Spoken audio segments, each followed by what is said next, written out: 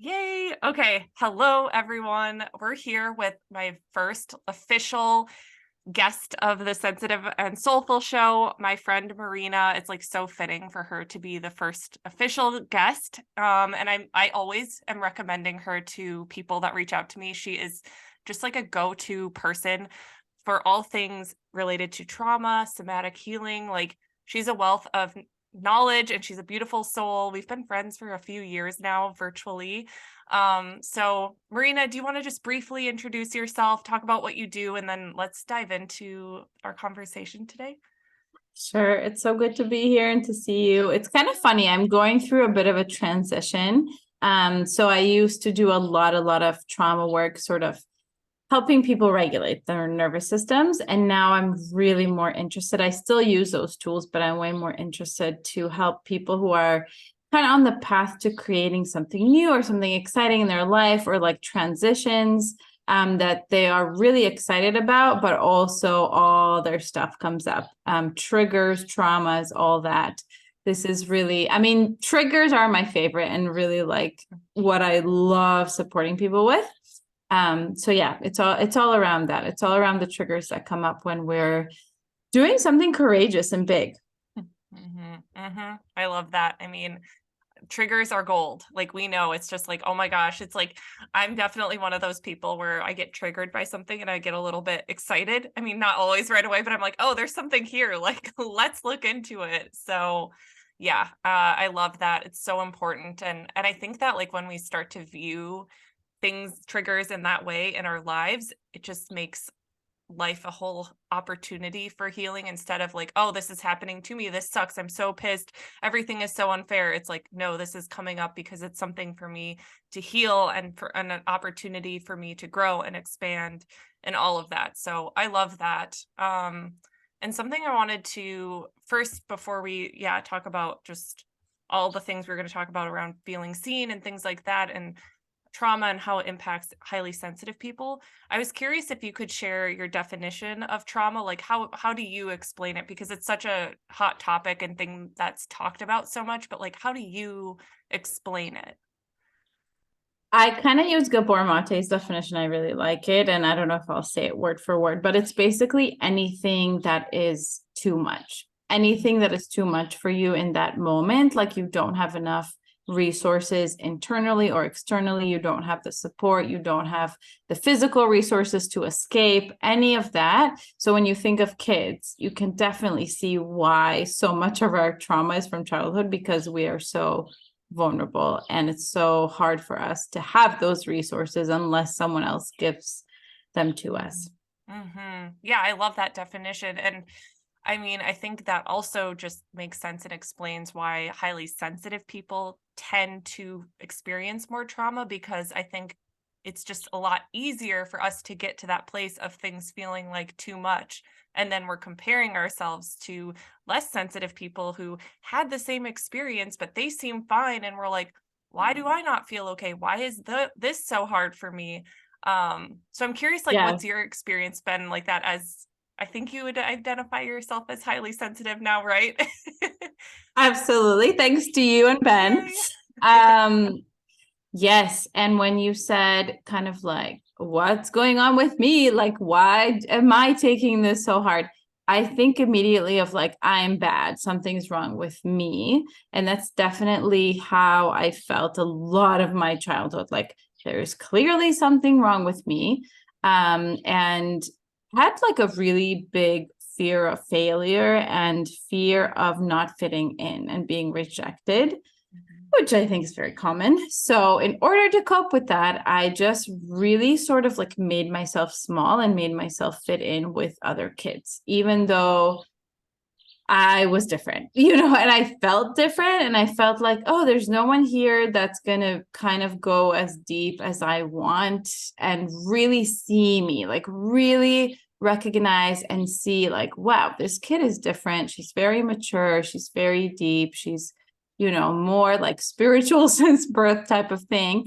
My mom sort of like saw that, I feel like, but the culture that we're coming from, which is, Ukrainian. I was born in Ukraine, and it was like communist, like where we come from. It was all about like practical stuff, material stuff. And so it was really hard to say, like, to encourage a child to kind of like dream and find meaning and purpose.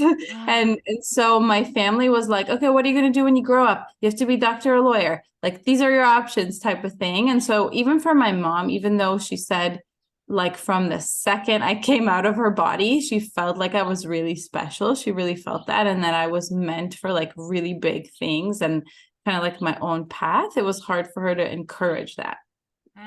Yeah, totally. And like, now I'm able to see things from like a parent perspective, being a mom myself, and I can understand for like parents, like they who have a child that they know is special and different, but then also like, they have their own traumas and experiences, and being like, oh, I need to protect you. And like, I know that, in the world, you might not feel safe to do these things. And so, they try to get us in this little box because they're trying to protect us. But then, of course, as kids, we take that as, oh, I'm weird and different and I don't fit in. And so I am bad. I am wrong. No one gets me. Like, I don't know. I so relate to the feeling that you shared, with just like feeling like no one's going to go as deep as you, and like feeling like you just have this sense of not fitting in. And I'm curious, like, what did that look like for you then? Like, what were the things that you did to try to fit in, to try to feel like, I'm normal. I'm just like everyone else. Like, what did that look like for you?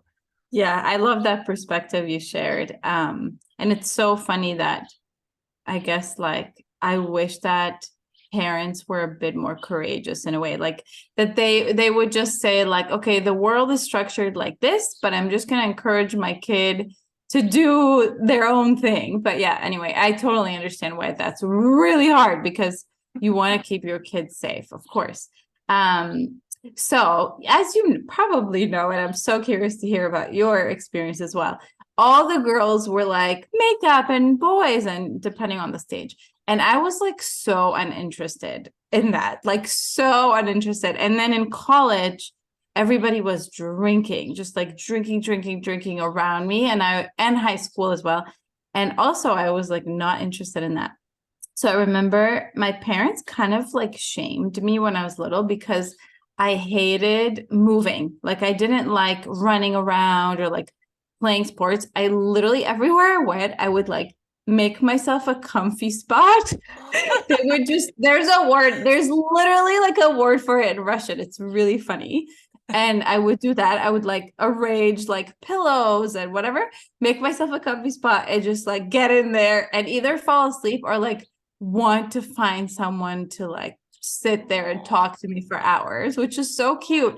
But they were like, oh, what's wrong with our kid? Like, she doesn't want to play. She just wants to do that. And also my mom told me, I didn't even remember this. I remember that ballet class was like really traumatic for me. And she told me that every time I would go to ballet class, I would just talk to all the kids. Like, that's all I wanted to do. I wanted to like talk to everyone. And so my parents were like, no, she has to learn ballet. So they took me out and put me one-on-one with the teacher, and I hated it. Oh, So funny. So I really remember like being really perceptive about like what the other kids want from me. And I realized like I was really smart. So they basically wanted to copy my homework, and they wanted to like, even on tests, which is so funny, Alyssa, because I still, when I tell the story, I'm like, I hope my teacher doesn't hear this podcast. oh my God, so cute. I don't want to get in trouble. So I would literally sit next to like people and just let them copy everything. And yeah, I just knew like that's how they would like me. That's what they wanted from me. But it never felt right in my heart, because when I was really little, I didn't fit in and I wasn't really liked. And that was really hard. So I just kind of learned, okay, this is what I need to do. Yeah. Oh my gosh, for sure. It's interesting how we just like pick those things up. We see like, oh, this gets me acceptance. This gives me safety. Okay, this is what I need to do. I need to abandon myself because my parents don't like when I act this way, or, this is what everyone else is doing. So I better try to fit in.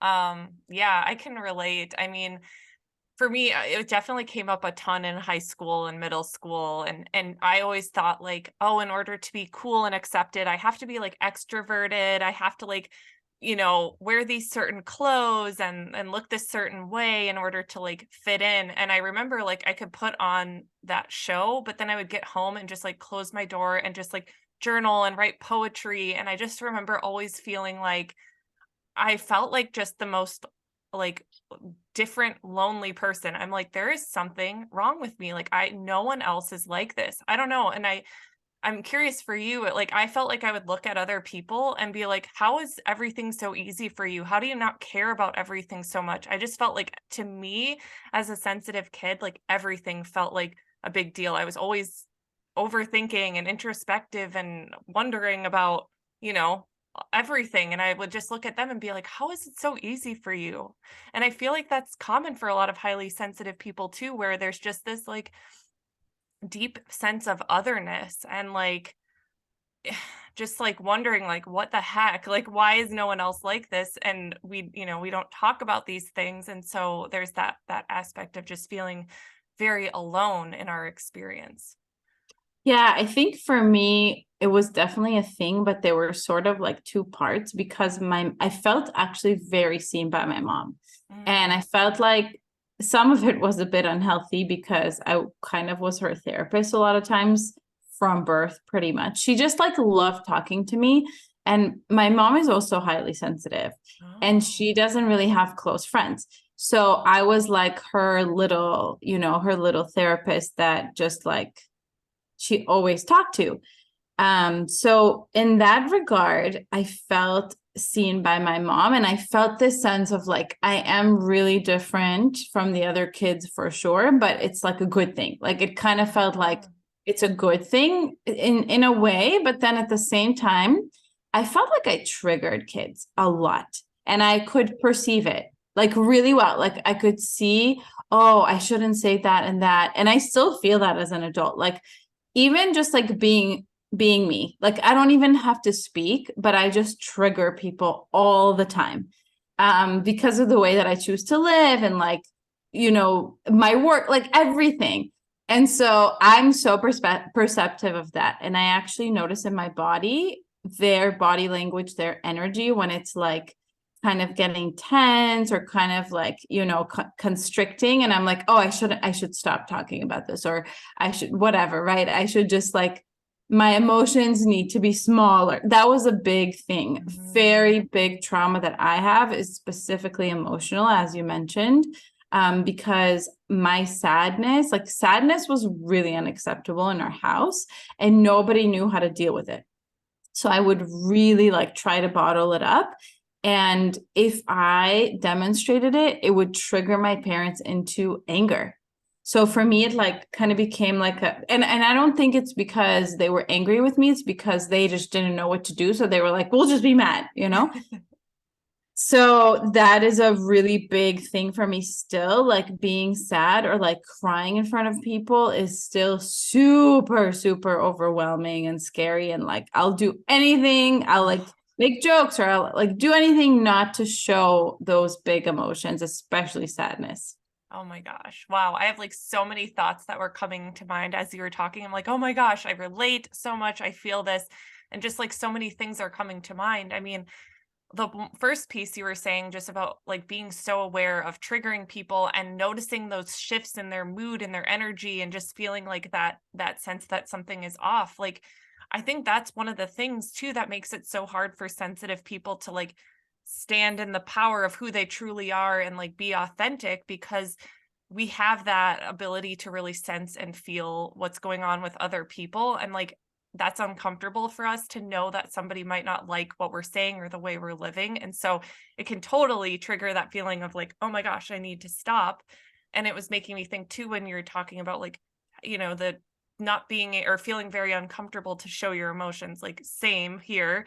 And I think of like, again, it's like feeling other people's discomfort, and us often being the strong one who listens to other people's problems and like knows how to be there for others. Like I feel that I still have a hard time as well, like being super vulnerable and emotional with people, because I'm like, well, what if they don't know how to handle it? I don't want to overwhelm them. I don't want to burden them. I can just figure it out myself. Like it's fine. But then of course we have that feeling, or at least I can speak for myself, of being like, I'm always there for everyone else, but like no one's there for me. But it's like, well, how often am I putting myself out there to actually allow someone to be there for me, because I don't want to be disappointed in their maybe inability to support me in the way that I need. So it's just so interesting. Yeah, totally. And also like I don't want to feel like a burden on them and then feel lonely. It always ends with like, then I'll feel lonely. Then I'll finally know that I'm too much and like no one wants to deal with me and all this stuff. Yeah, I so relate to that. So interesting. Yeah, you're so right. It's like all roads lead back to that. It's that fear of being alone, that fear of abandonment. And yeah, and so I guess like in your experience, like I know that you lately are doing a lot of work around like being seen and like seeing yourself. So I'm curious for you, like how is that playing out? Like for instance, when you feel that you've triggered someone, or you're being yourself and you can sense somebody's like discomfort, like how are you like working through that so that you can allow yourself to show up and feel safe being yourself? It's actually so funny because I always thought that I don't struggle with being seen. Like I always was like, well, I love talking. I love being on video. Like I'm good, you know? Like I Yeah. know it's a thing for business owners. Like it's so big, you know, people are scared to like go live. And I'm like, I'm never scared to go live. I'm never scared to speak. But I saw the deeper layers of it in this sense of like disappointment. This person doesn't write me a testimonial. That person, like I started like seeing it like that, all these expectations of wanting to receive different things from people and different ways of being recognized. And I was like, my coach helped me see like, well, why do you need it? Like, why are you so dependent on being recognized by someone else? And so I'm starting to really dig into like every single time. Even I know you and I talked about like Instagram. When I notice like my Instagram numbers are going down or something, then I ask myself, why, what do I need here? Like, why am I like so obsessed with these numbers, you know? And it's Mhm. like, oh, I need to feel like an expert. I need for people to see me. That's what's coming up in my body. Like, I need to be seen as an expert because as a kid, and then the next question is like, why is that important? Or what in my childhood kind of made me feel like I'm not or I don't deserve to be? And it was really, I would be so honest and I would speak my truth. And the adults did not care or did not recognize that, right? They didn't kind of like celebrate it. And they also just like were like, no, you need to just be a doctor or lawyer, you know? So it's really going back to that and really doing the inner work of the emotions around it, the pain around it, but also like the inner child work of telling that little child, but you know your truth. And it's so powerful and it's so smart. And like you have this oracle ability. So just listen to that. And the numbers don't matter, you know? So that's the work. And wait, there was another part of when I feel people triggering me. So this is really interesting because I kind of like arrived at this conclusion within myself that there is a choice that I can make. So instead of being like, I'm at their mercy, like here I am in the conversation, this person is going to react or like body language or react in a certain way, and then I have to shut down. I ask myself, okay, this person in front of me, what information can I share with them that feels good to both of us? And maybe, for instance, like with my grandma, I'm not going to talk about my business. I'm just not going to because she's not going to get it. Like my mom told her something like really positive about my business. And my grandma was like, oh, how do you know she's going to keep making that much money next year? You know, so there was no celebration. It was all about safety. And that's like the level of consciousness that she is at.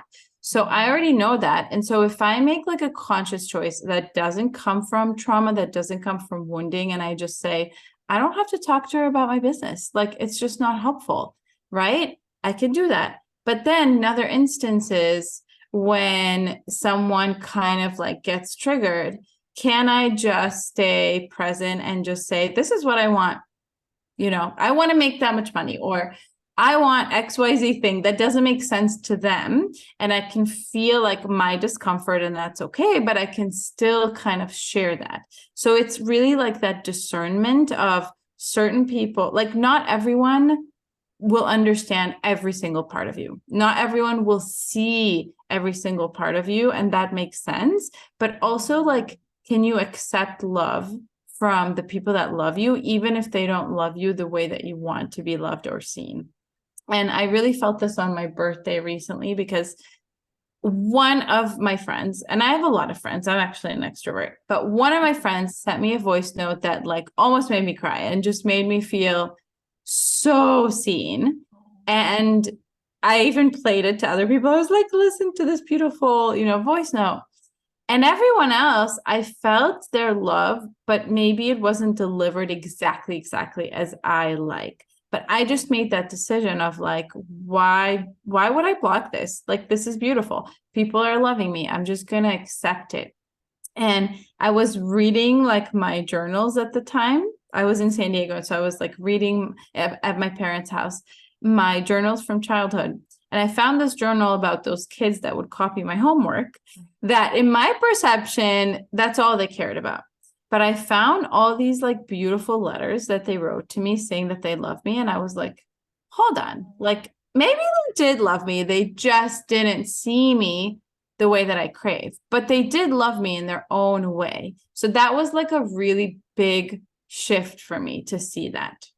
Oh my gosh, I love that. That's so cool. I feel like I haven't heard it talked about in that way. And I mean, a couple like words came to mind for me too. It was like specifically when you were talking about like your grandma and knowing like, I'm just not going to talk about business with her. And like, the word that came to me was like boundaries, and just being aware of like how you want to share in certain relationships, and like it's okay to have and healthy and important to have boundaries in place, and just understand like, okay, like this relationship can be the most healthy when maybe we don't talk about these things, and I know that this isn't the person I'm going to go to get the celebrations and the support around my business, and that's okay. Like I can, this is our relationship.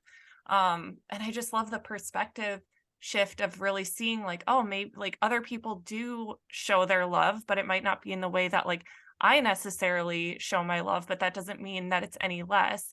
And I mean, that's like, it made me think of the 5 love languages and how helpful it is to understand that, because a lot of times, like, in our relationships, in our partnerships, like we can feel like, oh, my husband, my boyfriend doesn't see me, he doesn't like show me love in the way that I want. And while it's important, of course, for us to express our needs and to share like, this would make me feel loved, it's also so helpful to understand the way that other people express it, and then you can kind of see those like little nuggets in the ways that they are showing you that they love you and care about you, even if it's not in the way that like you would necessarily show it. So a lot of times it's just easy to kind of get stuck in like, no, it has to look this one way.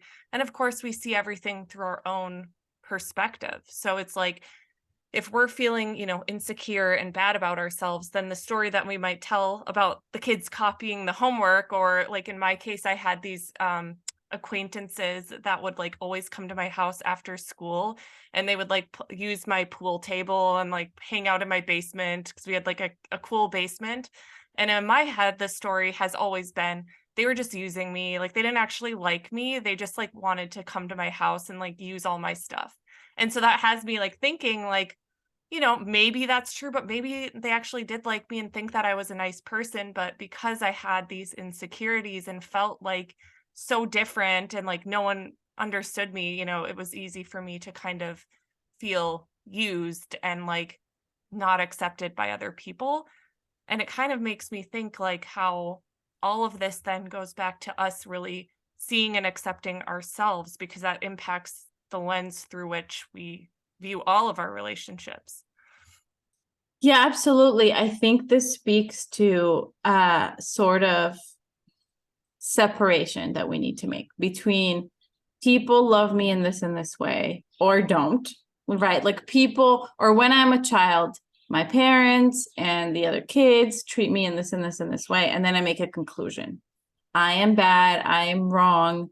There is a conclusion there, and it becomes like the same thing. So when my partner loves me in this way, it means that I'm not loved. Like it means that something's wrong with me. And I think that's really like the trigger.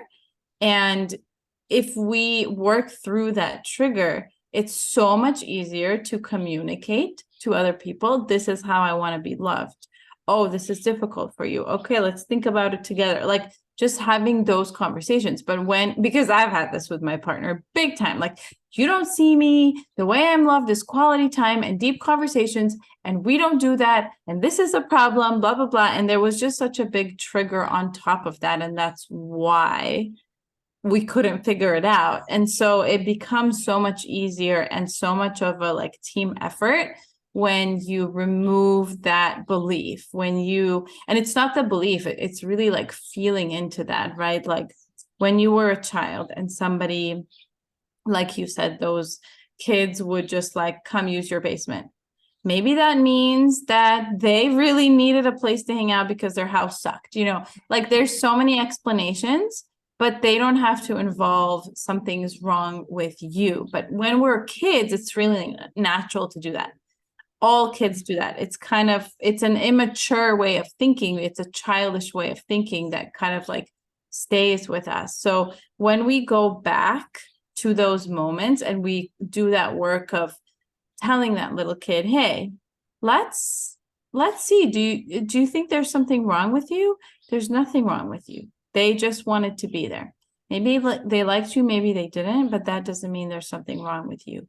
And really working through all those emotions that probably came up for you when you were little, like the disappointment, the pain, the hurt, all these things that really make space to see like, okay, like I don't have to make this mean anything about me. And that's how I see seeing yourself, actually, like that process.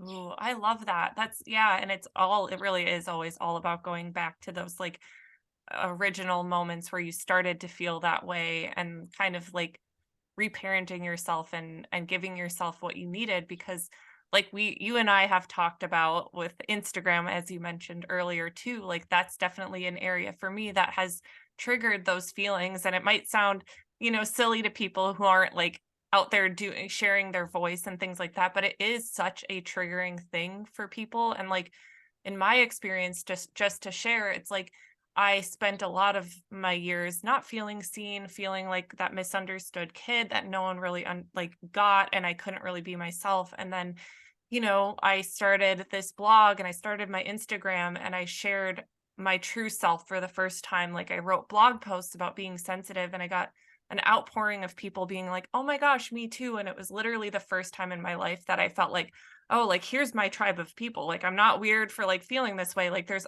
a bunch of other kids who were like writing poetry in their bedroom and like feeling super emotional. And so I got that validation that I like really craved, and I felt seen.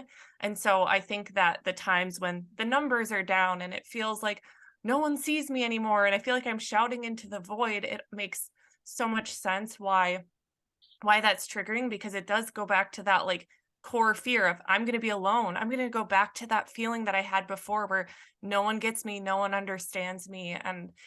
And so it's like then we kind of go into, I don't know, for me it's like this hyperactive mode of like, oh my God, well I need to like create things that'll help people see me so that I can get that like that feeling of safety in my body, because I feel like I'm free falling and I'm so scared of losing that. And so it's just fascinating. And, I felt a shift in myself in the past couple weeks. And I like reached out to you about this because I was like, Marina, I'm feeling this way. I feel like so triggered. And you just like gave me great advice around seeing myself. And so I just wanted to share that too. It's like, just like I think also like we don't want to shame ourselves for having these experiences. Like that was something else you had said to me as you've really validated my experience. You're like, it makes sense you'd feel this way. Like I get it. It's triggering. And so I think that's important too, is to like for anyone listening, like the times where you do notice yourself feeling like sad or frustrated and going into these like patterns of trying to get people to see you and recognize you and feeling maybe a little desperation, like there's no shame in that. Like it makes sense why you would feel this way. And like, it's such a thing for sensitive people too. Absolutely. I feel like your nervous system goes into this overdrive. Me too. I find my brain being like, okay, okay, what post should I create? Right. And it doesn't come, it's like this difference between creating from safety or from creativity. Like when you're in, I want to get safe, right? I'm unsafe. People are leaving. It's like imagine yourself in this room and there's all these people and they're like, wow, you're so amazing. Like, we get you. We feel the same way. And I totally resonate. Like, I feel the same way. I feel like I was obsessed with growing my social media because I wanted to feel seen. And I didn't really realize it. I was like, oh, it's for my business, which is also true. But there was so much more behind it. And then people are leaving and you just watch them leave one by one, right? Like, even like saying that, I'm like, my body, it hurts. Mhm. And so it's just your nervous system goes into this like fight or flight, probably fight. Okay, I'm going to figure this out. Like, I'm going to create all this new different content, blah, blah, blah, blah. And when we are creating from that anything in life, really, from that place in our nervous system, it goes out to the world as danger, right? It doesn't go out to the world as an invitation and that's energy. Like in the spiritual world, when we talk about energy, this is what it is. Nervous system speaks so much louder than words, and that goes out and people feel it and they're like, oh, like I even more want to leave, right? And you're like, and it's just this cycle. And so that's where seeing yourself is everything, because you're giving that need to yourself. You have a need here. We both have a need here, right? And we are giving that need to ourselves instead of going out and being dependent on a number or on a person or whatever it is. Yeah. Oh my gosh. So true about that energy that goes out. Cause I know when I've been in those like spirals and then I create more and I'm posting once a day or twice a day and nothing is getting the likes and I'm like freaking out. It's like it is such a frantic, needy, desperate feeling energy. And it's like the post, you could share literally the same post like from that space or from feeling good. And most likely, like if you're feeling more grounded, it's just going to hit and it's like feels so unexplainable, but it's so true. And like, for people who are listening who aren't like on Instagram or like don't have a business in that sense, like this can show up in your life with like people pleasing, maybe where if you feel your partner not seeing you or they're pulling away, and you might go into like, oh my God, what can I do to like make sure our relationship is strong and things are okay between us? Like that's one of the most common things I'm seeing with people lately is like their partner's energy is off. Oh my God, what do I need to do? I'm so scared he's going to leave me. And so we go into this like frantic place, which then often makes things feel worse and like results in arguments and fights because your partner's like, whoa, relax. Like you're freaking me out. Like, why are you being so intense? And it's just that desperation that we just need to feel safe and seen. And please let me know that I'm okay and that you love me and you're not going to leave me. And I think just having that awareness that's what's going on beneath the surface with all of these behaviors. I mean, it can help you have a lot more compassion for yourself when like you have said, like you look at your childhood and the times that this happened for you, like yeah, I've just found like, okay, I can have a lot more compassion for myself because I know as a kid, I just felt so alone and different and misunderstood. So, of course, this is triggering. But now, how can I see myself as an adult and like give myself the things that I needed and also just like really embrace and be okay with being different? Like, that's huge. Like, thank God we're different. Like, I just like that's what's so magnetic also. Like when I meet people who are just like unapologetically themselves, who are like, this is how I live my life. Like for you, like I moved to Costa Rica, like I'm following my dreams. Like, I don't know. I want to be friends with people who just like do their own thing and aren't like, you know, feeling like, oh, I have to fit into this mold because we can always sense that inauthenticity anyway. And so it's like the people who are bold enough to march to the beat of their own drum, like those are the people we want to be around anyway. So it's like, how can we embrace being different and be like, this is cool. Like, thank God I'm different. Totally. And I'm so glad that you talked to HSBs because it was hard for me to find that trauma. Like it's just so unclear in society unless you understand, oh, I'm really sensitive. Because when you are really sensitive, you feel like everyone's like this, like, right? Everyone's Hmm. like this, but it's not true. And what's so cool, and so I'm so grateful for content because it honestly, like, that is a huge part of my trauma for sure. And just like not seeing that. But at the same time, the cool thing is kind of like the opposite of that, which is what you're saying, like seeing that you're unique and actually being like, wow, that's really cool. Because chances are you don't realize like how special you are. You're just like very stuck in feeling like there's something wrong with me.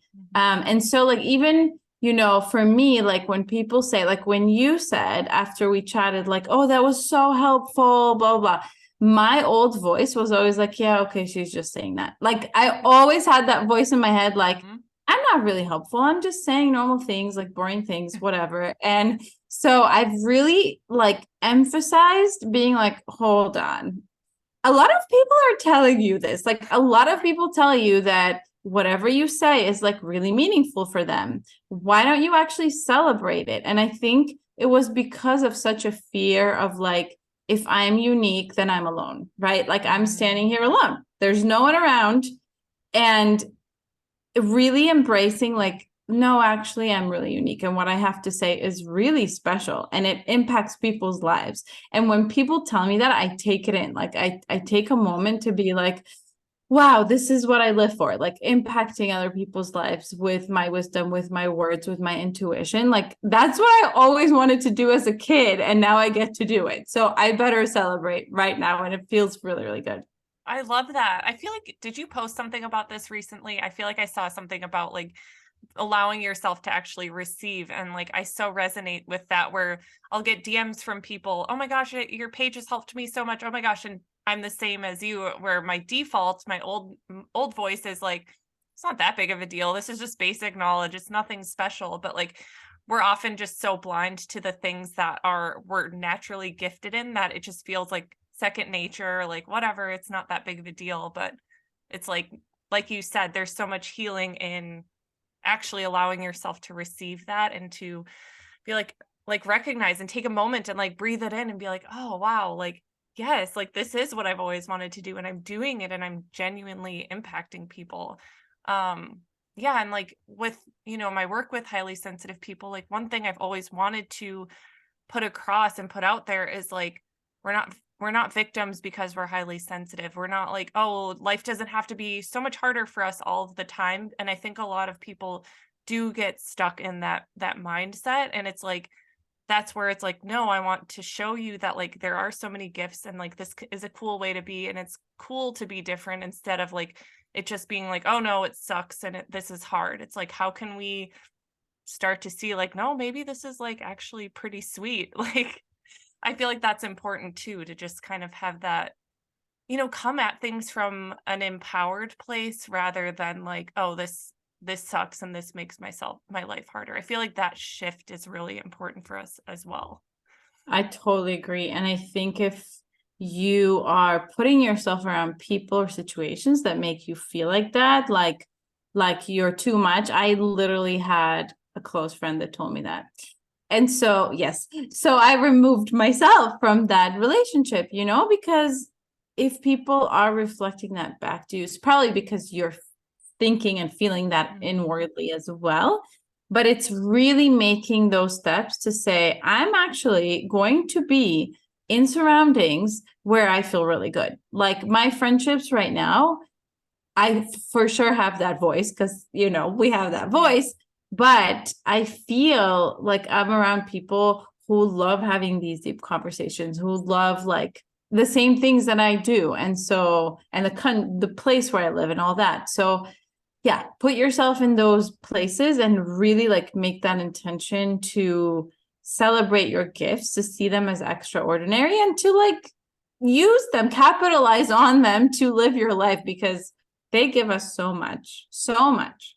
Yeah, I love that. It makes me think like, it's like about loving yourself enough to be choosy about where you spend your energy and who you spend your energy with. And a lot of times when we're sensitive and caring and empathetic and often like the caretaker or whatever, we'll like accept circumstances that are less than what we deserve, or we'll just like put up with friends that don't treat us how we deserve. And it's like, I don't know. So it's like there's something really powerful about recognizing like, no, this is actually not working for me. This isn't feeling great. And I have the autonomy to remove myself from this situation. It's just like, to me, that just like strengthens self-trust and shows like, okay, if something isn't working for me, I have the ability to make a change. And that just like builds confidence and self-trust. And I think a lot of, the troubles that we have are that we aren't trusting ourselves. We're not trusting that we can be who we are in the world. We're not trusting that it's safe to be different in the world. And so it's like taking any steps that we can to show ourselves the opposite of that. Like, no, it is safe. I can do this. Like, I don't know. I just think it's such a confidence building activity, and it just really creates that world for yourself that is affirming, and that really like helps lift you up. So I just love that. And I'm curious, like for you, so if there's somebody listening who's like, oh my gosh, I just feel like no one in my life gets me, no one sees me, like I just feel so alone all the time, which is so many messages I get. Like, what would be, I don't know, one or two things you might tell that person who's just like, I don't even know where to start? I would say to start kind of making a list of what would make you feel seen. What are the things that you're like really desiring to hear from the other side? And then when you look at those things, go back into your childhood and really figure out, okay, what were the moments where I discovered that I am not those things, or that I don't deserve that? And really process those emotions around it. Maybe it's rage, maybe it's grief, maybe whatever emotions come up for you around those times, process that, and that will make it so much easier for you to be able to say, I am those things. I'm going to own it. Ooh, I love that. Okay, everyone listening, like definitely take out a notebook and do that. That's such a cool exercise. And I love that about just like owning it. Like that was something that I've recently made a shift around, and I'm still working on it, but it was like these feelings of like um feeling like awkward sometimes, or feeling like I don't know the right things to say or whatever. And instead of like trying to be like, oh no, I never feel that way, I always feel good, like instead just like embracing those parts of me and being like, yeah, sometimes that's the truth about me, like whatever, like it's just like, I don't know, it kind of can take away the sting of it. And it's more of like, instead of it being this like shameful thing that's a shadow that I stuff down and I can't let anyone see, it's like, what if we could just embrace that and kind of be able to like laugh and love the those parts of ourselves. So I think that's such beautiful advice, and just having like little like practical activities, things like that that can help you start to see yourself is what it's all about. Like self-awareness, I think, is always step one, and just recognizing how it shows up for you. So I love that. I've like loved this conversation so much. Time always flies back by when we chat. So I would love, Marina, for you to share like what you're working on, how people can work further with you, because I know people are going to listen and be like, oh my God, I need to get to know her. So yeah, all the things, please share. Well, all the things are always on Instagram, of course, but the thing at the moment is one-on-one coaching, actually. So if you are looking for that extra support to be seen by someone else, which is so powerful, and to really help you see what you don't see, to celebrate about yourself, but also those kind of dark, icky, shadowy, unsexy parts. I love doing that work with people. So I work with people either 6 months or 12 months, and I have currently 2 spots open for that. And I'm super excited, and this is like hasn't been shared, but I will say that I'm working on actually a certificate on somatic coaching with another amazing, amazing partner. So that is to be revealed soon. Oh my gosh, how exciting. I love that. Okay. Everyone go check out Marina. We'll have it all in the show notes so you can check out one-on-one, her Instagram, all the things. I'm obsessed with the somatic coaching certificate. That's so cool. Yay. Well, thank you for this conversation. I always like learn so much from you, and I just feel so seen as your friend. I'm like, oh, I'm so grateful to be friends with such amazing, caring humans. I feel so lucky. So Thank you for sharing your time and your heart and your wisdom with all of us. Thank you. I loved it so much. Yay.